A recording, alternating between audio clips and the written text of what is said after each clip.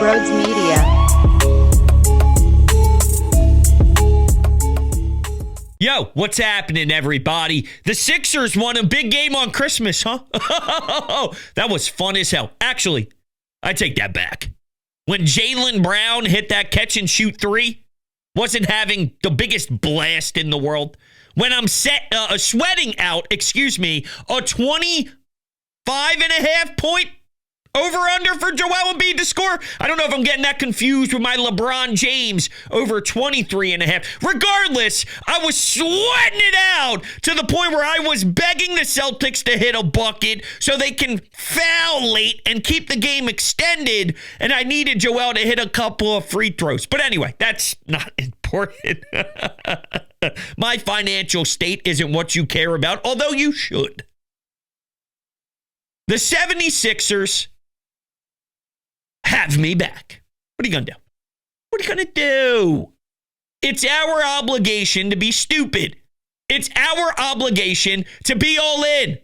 They won 8 out of 11. One being a big Christmas day on the road. And Tyrese Maxiell, doesn't he look like a force again? 33 in Boston, big day. Big day. No matter if the NFL is popping in a couple games on Netflix or not. It's Christmas. It's an NBA game in the Garden. TD Garden. He made the most of it. Big splash. By the way, he had 40 against Charlotte. He had 32 against the Spurs. Go look at what he did against San Antonio in the fourth. If there's one reason to bring up red flags, and trust me, if I was a betting man, I'd say it's probably going to bite you in the ass at some point. But Maxey late, half court, ew. And that's a bad ew. That's a I want to throw up in my mouth and vomit ew. And Joel Embiid trying to cross up Al Horford in the backcourt. Yo! Why are we playing games? Why is this an 11-0 run to Boston with a few minutes to go? You were up good. We were getting comfortable. We were loving life. And now I'm sweating. Why am I sweating? Don't make me sweat. So it's not pretty late. And in a 7-game series against a playoff opponent in the second round, which is a higher caliber talent type team, top 4 in Eastern Conference. Are you going to survive like that? Probably not. But can Nick Nurse get Tyrese Maxiell to the hoop with a couple of seconds left on the shot clock where it looked like a wasted possession, but instead you get speed attacking downhill? And he has the ability to finish at the rim with that type of tough effort and a defender right in his grill?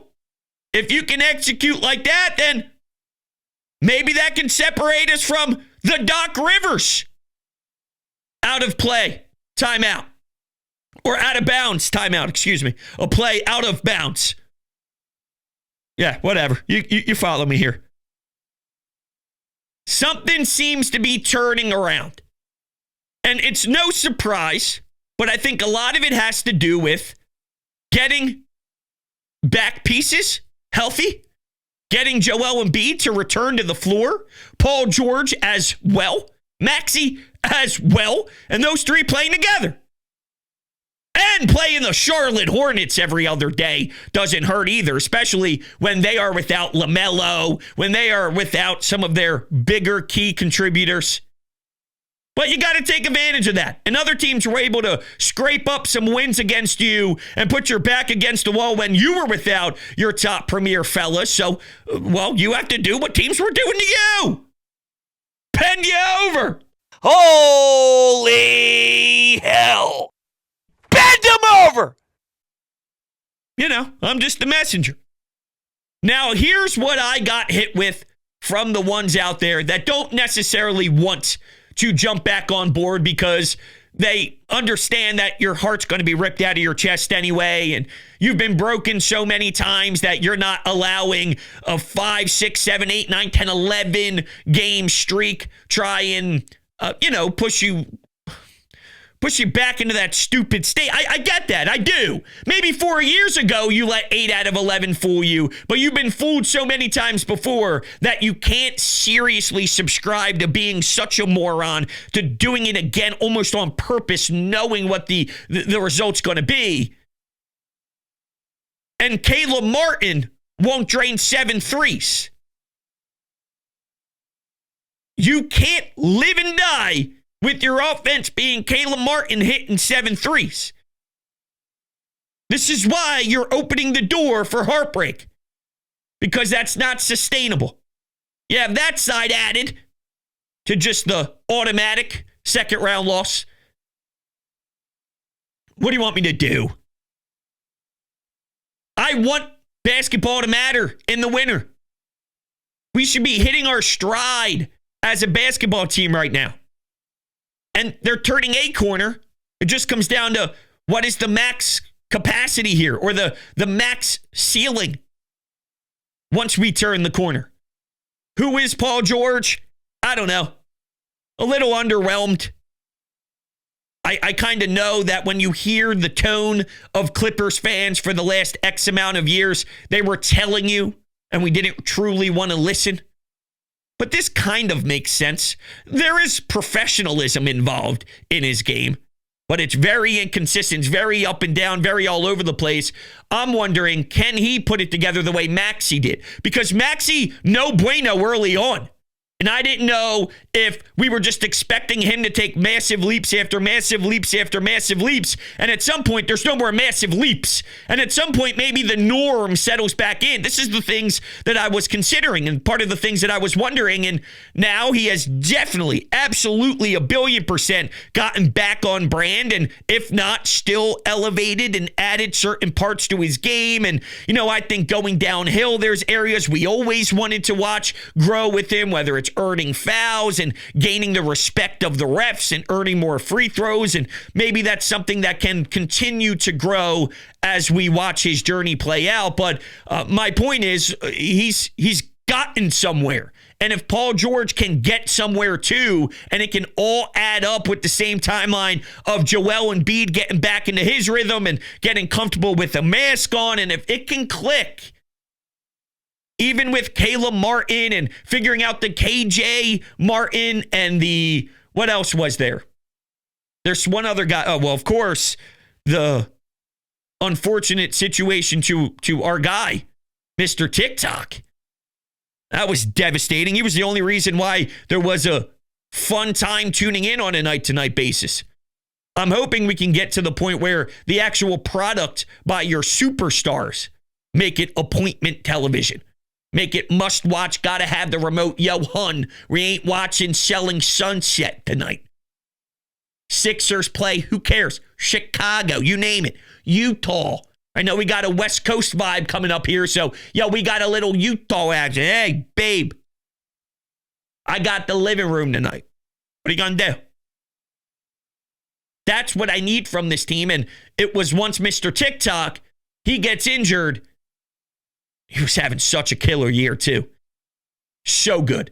Guys like Kyle Lowry looked at him in the beginning and was like, dude, get off that silly app. Then he realizes, this kid balls. And then you can already see sort of the view change internally on, I know he does all the dances. I won't relate. I'll never actually process that. But this man's about to go kick your ass and drop 28.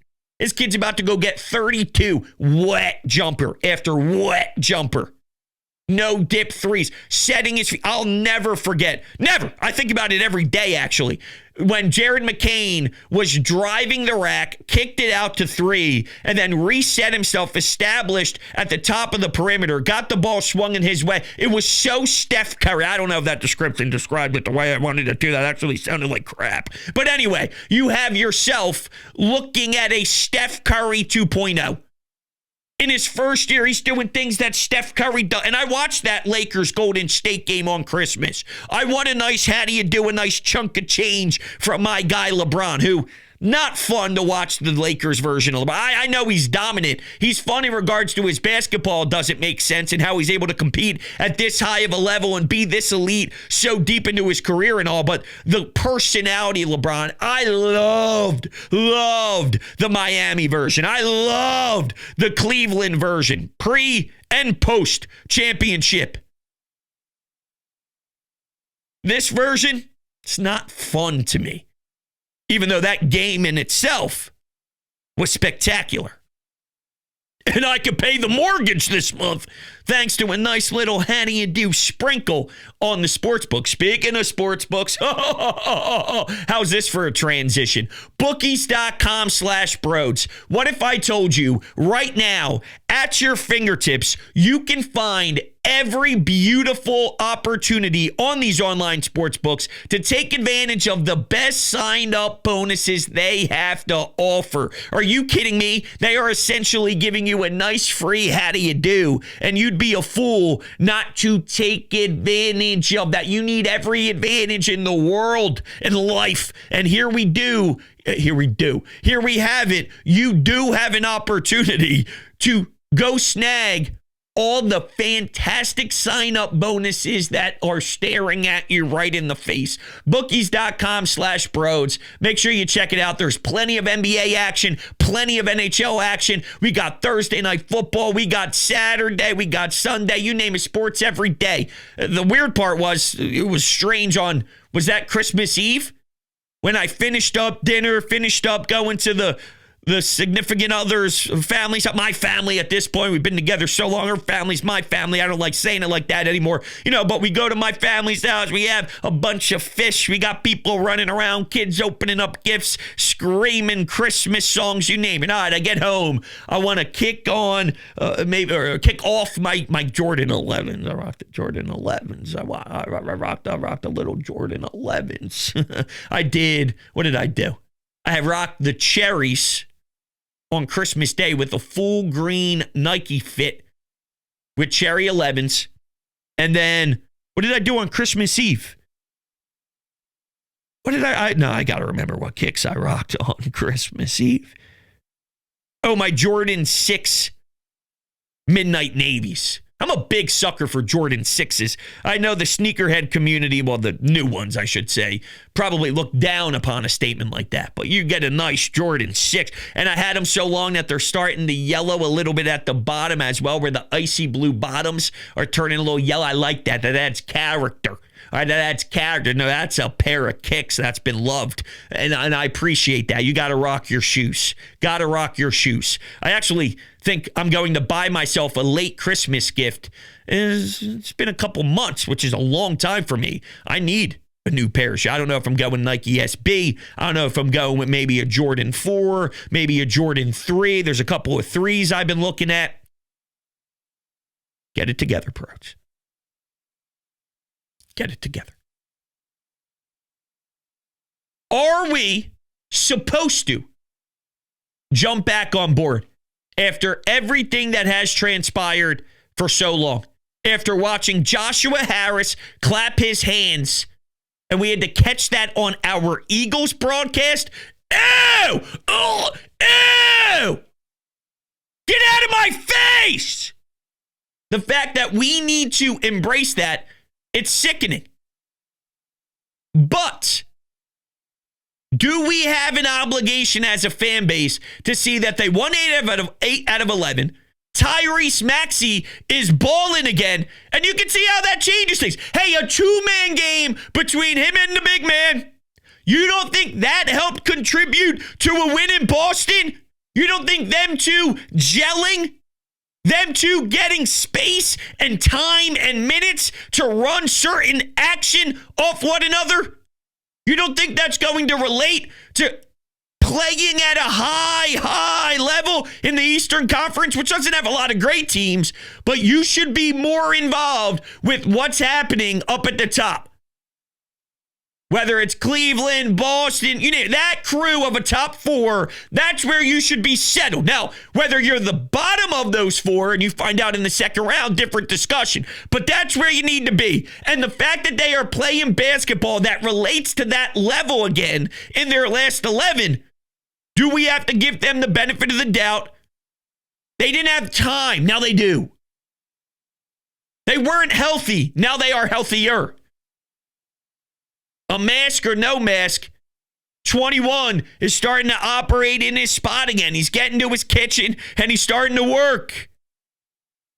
It's a big win for the morale of this locker room. Can we agree on that at least? If maybe you are very negative and don't want to join us?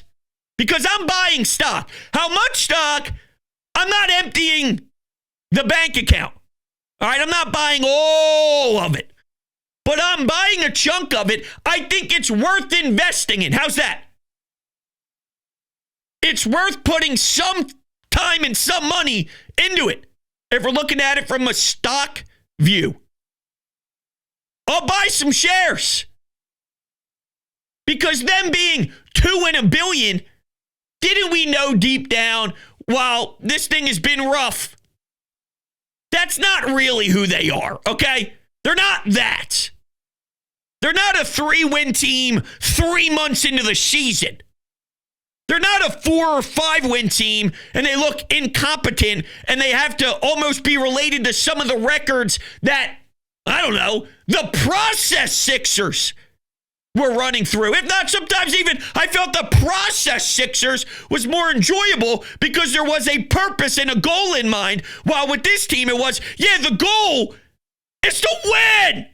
Yet I'm trying to see what the odds are to go get flag from Duke. I'm watching a Duke game on a Super Tuesday on ESPN so I can watch potentially one of our future picks. That's where I was. That's not where we should have been. Come on. I'll tell you what we'll do.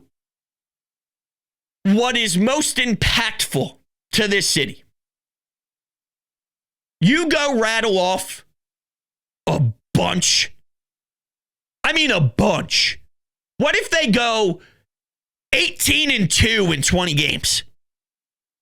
What if they do something that is so outrageous to even itself back out mathematically? Could you imagine? Now let me see. Let me see exactly who the next few opponents are. We have a game coming up on, is it Saturday? Yes, I mentioned their swing, not on the East Coast. So they have the 7-21 Utah Jazz Saturday night, followed by a 9-20 Portland Trailblazers team Monday at 10 p.m. There's a back-to-back involved, and on Wednesday, January 1st, you play the Sacramento Kings. Or wait, no, I'm sorry. It's not a back-to-back. It's Monday and Wednesday. And then the 4th and the 2nd, they play. Okay, the back-to-back is Kings and Golden State. You know, I'm not doing a good job here. There's teams to beat. Washington, Brooklyn, Pelicans. If you learned anything from the last 2 minutes, it was there are very bad opponents in their next 8 or 9 games or so that they should do some real damage and suck some of the neutral fans back in. And watch us put together some high-quality basketball against opponents that range from different areas. Because in some of these sequences, there's a 500 team or a tick above 500 team, and they just beat Boston. So if you could beat bad teams, beat even teams, and beat a team like Boston on the road, you're doing it against all levels. That's what a good team would do. That's what teams at the top do to get to the top. That's how they have the standings that they do, or where they land in the standings where they do. It's because of that. And if you do that for a long amount of time, and for a good portion of a window and a stretch, then there's reasons to believe that this can be what we need. And the team right now has to be feeling good about themselves. It's been hard. Joel Embiid has opened up, mentioning about his depression. There's nothing he could do about it, leaning on Paul George and his past experiences when he went through some serious, really bad injury luck and all. And it's not a good place to be in. And it's nobody's fault that this is the case, but when that's looming around and when that is somewhat following the entire Camden facility, it just rubs off on people. It's not where you want it to be. Embiid just can't get right. He's falling over before the Boston game, and he's tripping over a rope where he's stepping on somebody's shoes, and he's falling backwards. He already has the mask on. The knee doesn't react the way that we want it to, and we don't know what it's going to feel like on a day-to-day basis, and it just never ends. That's draining. That destroys a morale. That kicks you in the gut. And their job is to handle that. The job is to move through that adversity and be a great basketball team. But I get it sometimes. If it's truly going to be crushing, when it hits a certain point where you're close to maybe there being no return. They didn't get there yet. They're starting to put the puzzle pieces together, and I see that. Will it be enough? I don't know, but I see it. And that win against Boston, it was a staple of a win. Of we're here to turn it around. We're here to play. Because I got hit with this too. We're going to get to some phone calls here in a second. Dude, they looked down to their opponent. Boston, that is. They knew that the Sixers were coming to town. They almost looked at them as a laughing joke. And they weren't really giving their full effort. Maybe. The Sixers can't control that, though. They can only control their play. They can only control their game. And the ugly was a little iffy, but they did do enough. They did. And if that's a wake-up call, so now the Celtics know we can't take them lightly, and if we do, they are capable of beating us even if we are in front of our fans, then that's step one. Step one is the wake-up call. Step two is, here we are. So I'm buying stock at the wake-up call, expecting there to be more progression. How about that? Who would have thought after Christmas Day? For a while, I maybe even believed that this game was going to be a nothing burger, not even worth my time burger. Kudos to them. I was sucked in, so much so that I even watched the game after. And I haven't watched much regular season NBA hoops at a market because nothing's been even worth my time. But all right, let's take some anytime hotline calls. Before we do, if you are new to the channel, make sure you hit the subscribe button. Thank you all so much. If you want to take this show on the road on any podcasting platform, of course, there is the opportunity to do so. Searching Sports Talk with Broads on Apple Podcasts, Spotify, any of your podcasting platforms. Seriously, a 5-star rating and a review will mean the absolute world. The ratings have been jumping up week by week, so I can't thank you all enough for that. And don't forget about Garage Beer. It's the best light beer on planet Earth. Obviously, the holidays right here. Happy Hanukkah. Merry Christmas. Merry Christmas. Christmas just ended here. And, I walked into the family parties with the Garage Beer, and they were like, yo, bro, is that the beer you were talking about? Yeah, you tell me you didn't have any yet? You're an idiot. Bang. Throw him a cold one. Yo, dude. I said, I know. DrinkGarageBeer.com. Check it all out. Swear to you, it went just like that. All right, let's take some phone calls, shall we? Bros, Merry Christmas to you. My Christmas is going great. I hope your Christmas is going great too. How about those 1, 2, 3, 4, 5 Sixers getting a dub against the Boston Celtics? Are you serious? When everyone thought they were going to ruin Christmas, they go and make it. My Christmas is going great. I've had a couple of beers, and the Sixers just got a big ass win. Garage Beers? Tyrese Maxiell, my God. This guy, these last few games, has become a stud. San Antonio and Boston, are you kidding me? The dagger 3 against San Antonio and balling out in that to start that fourth quarter against Boston. Joel Embiid, ever since he's been called out and since he's come back, I personally think he's played great outside of the ejection. He needs to be smarter, but tonight he was great. Maxey had it going. He played a back seat to him. He played a perfect back seat to him. When he was in, he was good. I'm really proud of Joel Embiid tonight. Did not seem like, at least past the first 5 minutes, he was fazed by Al Horford out there. Podcast P, he's got to work on his game. But how about Caleb Martin? This dude's jumper has been broke all season, but against Boston, he's a devil. He's a demon. He put them away. I love it, dude. Thanks, Ethan. I greatly appreciate the call. I forgot all about. I can't believe I forgot about this because this was the worst moment in referee history. If you're a loser and you love refereeing, God bless. But this would go down in the Hall of Fame of the worst ejections and I just watched CJ get punched in the face, and he ended up earning himself an ejection later on. This is just as bad. If not, I don't know. Maybe I don't know. It was so bad. And this is just within a couple of days. That's how bad refs are. Refs suck. Refs are bad. Refs are awful. Refs should be in prison, swear to you. If they feel so strongly about their job and how well they do it, if you get it wrong, you should have to put your freedom on the line because you're so bad and you're so delusional and you're so irrational that you don't even get it. All right, I got to remind everybody that take that I sprinkle in every maybe 6 months or so. I feel strongly about it. If I was in politics and I became president, that's the first bill I would end up working on. What the hell was I talking about? Refs. Oh, the ejection. The Andre Drummond leaves, comes back, gets a standing ovation. Come on. And you see Wemby flop. He didn't even get touched. That guy did not get touched. He did not get touched.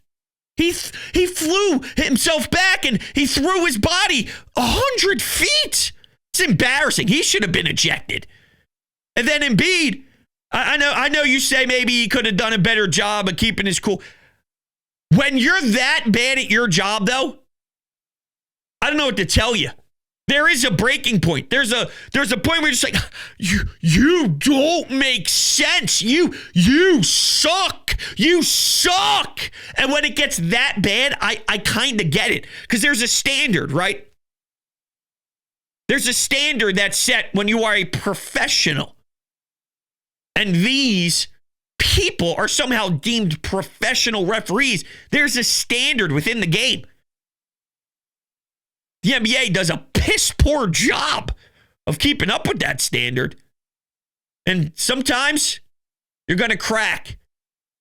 And I remember watching him as he was standing by where the locker room is and he was going to leave the floor and he was still getting at it and people had to hold him back. I went, damn, I love a pissed off Embiid.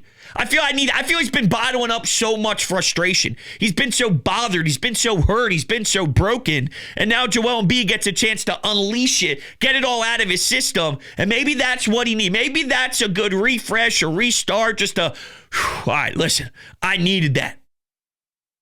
Sort of like when BG first learned that he was going to be out for the year and he got a chance to talk on the radio for the first time. And one of the things he said as he was tearing up is, I just need to get this out a bit, because he was so upset that he wasn't going to help out his team for a championship run here. And who knows what's in store for the future of BG, although I think he's still got some time left. It doesn't bother me as much as maybe it bothered other people about Joel Embiid getting kicked out. It can't happen all the time. It's like when a coach loses his cool and kicks over a few trash cans, you only get maybe one or two of those buttons pushed in your career at a certain stop. You can't pull that out every single day. It doesn't hit. Well, if that happens like that once, you might not see Joel Embiid that mad ever again. We've seen him for how many years? I don't remember him being like that. So if you hit it once and that's sort of a spark, I don't know, a flame, a fire that's lit underneath the rear ends of the locker room because you're seeing your MVP in their eyes, right? My MVP. You're seeing him play with that passion. You're seeing him play with that energy. And you know what he's been dealing with. So it's motivating. I don't think that's crazy to possibly wonder if there's something to that. All right, let's take another one here. Hey, man, what a win for our Sixers, I know I got off to a terrible start, but, they've been playing better ball recently, and I felt like I needed to acknowledge it after this amazing win against the Celtics in Boston. I know they've been playing better, They had won 7 of their last 10 coming into this game. You're beating the Hornets, you're beating the Bulls, you beat the Magic, and I'm like, I don't really care because I've seen this movie before where, you're able to get back into the regular season because you pick up wins against bad teams. But, this is like, that was big time. And it was really encouraging as well, seeing that we don't need Embiid to pop off for 40 to beat this Celtics team, because that's what it's been like in previous years. But, Tyrese Maxiell really rose to the occasion tonight. And Paul George didn't even play well. So this shows what we can be as a group if we're fully healthy, if we're playing together as a team. Listen, I think all fair. I think all logical, for sure. The one thing that we did need, though, was 7 Caleb Martin threes. But that's the beauty sometimes, is you don't know who the hero is going to be. Look, you need role players to have out-of-body experiences. That's what separates you from maybe winning a series. If it's a 4-3, 7-game type of series and you win by 1 game in Game 7, or if it's a 6-game series, you need someone to have that random, wacky, wild game where it's like, man, look at him who contributed. You didn't think that was going to happen. And then during the halftime show, they go, who would have thought Caleb Martin had 5 or 6 straight, right? It's only halfway through. That guy had 4 threes in the first quarter. He's coming into the game, 7 minutes left remaining in the first quarter. He still was able to play with his hair on fire. There's always that.